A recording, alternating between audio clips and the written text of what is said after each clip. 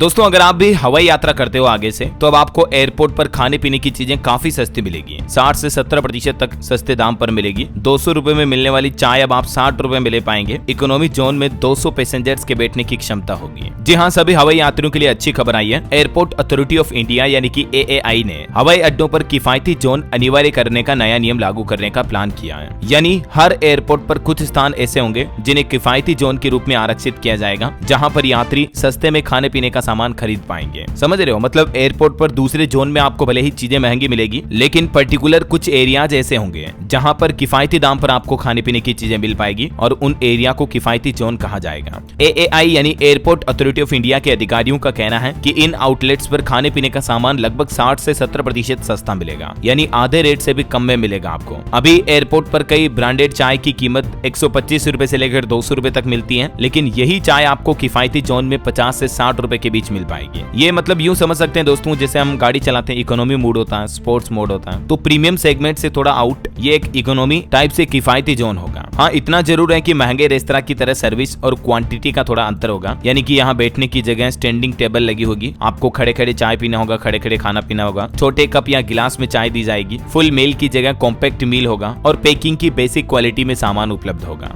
Aviation ministry ने अधिकारी से कहा कि यात्रा में 7 घंटे तक लगते हैं। मतलब लंबे समय से यात्री और हर राज्य के जनप्रतिनिधि इस बात को लेकर शिकायत कर रहे हैं। नागरिक उड्डयन मंत्रालय के अधिकारी का यह कहना है कि एयरपोर्ट पर खाने पीने का सामान इतना महंगा होता जा रहा है कि आम यात्री तो खरीद ही नहीं पाते हैं। तो सामान्य यात्रियों को घर से एयरपोर्ट पर पहुंचने और फिर यात्रा पूरी करके अपने गंतव्य तक पहुंचने में लगभग 6 से 7 घंटे का जो औसत समय लगता है, तब तक तो उन्हें चाय पानी भोजन वगैरह की जरूरत पड़ती है। चूंकि एयरपोर्ट और विमान दोनों ही ऐसी जगह हैं जहां यात्री चाय पानी या भोजन कर सकते हैं, मगर कीमतें इतनी ज्यादा होती हैं कि लोग कुछ खाने पीने से ज्यादा भूखा रहना ही बेहतर समझते हैं। तो अब ये समस्या नहीं आएगी, बल्कि लोग बाग सस्ते सेगमेंट का खाना भी खा सकेंगे। हाल ही में बीते 2 महीनों में एविएशन मिनिस्टर ने 3 बैठकें की, एयरपोर्ट मिनिस्ट्री और हवाई कंपनियों के अधिकारियों के साथ भी। तो इन बैठकों में ये निर्णय बनाया गया। एयरपोर्ट अथॉरिटी ऑफ इंडिया के अधिकारियों का कहना कि ये जो इकोनॉमी जोन होंगे, किफायती जोन, इनमें सिर्फ खाने पीने की सुविधा ही मिलेगी और इसी से संबंधित आउटलेट भी होंगे। मतलब यहाँ पर आपको दूसरी शॉपिंग का ऑप्शन नहीं मिलेगा, जैसे कपड़ों, खिलौनों या मोबाइल स्टोर और अन्य खरीदारी के आउटलेट यहाँ नहीं होंगे। इसका मकसद ये है कि आम यात्रियों को बस सस्ती दर पर खान पान की चीजें उपलब्ध करवाना, जो कि किसी भी यात्री की बेसिक जरूरत होती है। वैसे तो अभी तक इन किफायती जोन के एरिया को लेकर सरकार की तरफ से कोई प्रॉपर नियम कानून कायदे तय नहीं किए गए हैं, लेकिन सरकार का प्लान है कि ये एयरपोर्ट के आकार, विमान और वहां आने वाले यात्रियों की संख्या के हिसाब से निर्धारित किए जाएंगे।